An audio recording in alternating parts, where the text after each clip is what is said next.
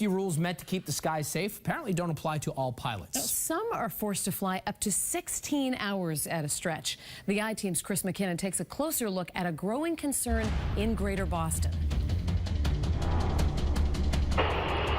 They're big planes, but because they're carrying cargo instead of people, their pilots can work shifts that are almost twice as long as crews on passenger jets.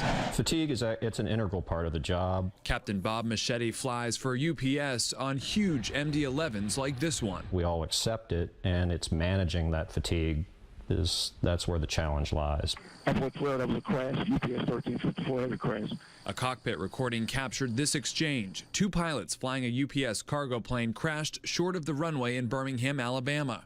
The first officer says, "When my alarm went off, I am thinking I am so tired." The captain responds, "I know." Last year, the FAA tightened rules so that pilots could only fly for 9 hours at night, but that was for passenger planes.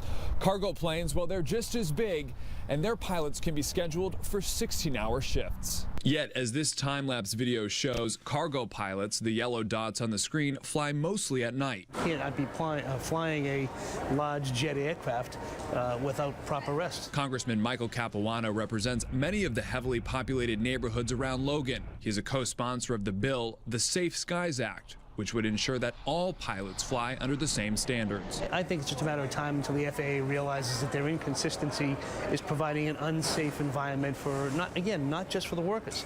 If a plane falls out of the sky, other people will be injured.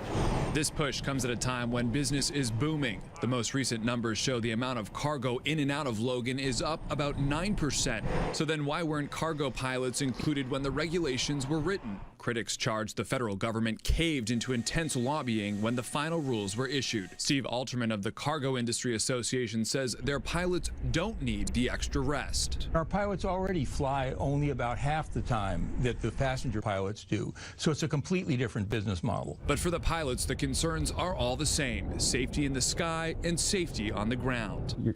You're always concerned about not just yourself, but obviously the people that are underneath your approach and landing path. For the I-Team, Chris McKinnon, WBZ News.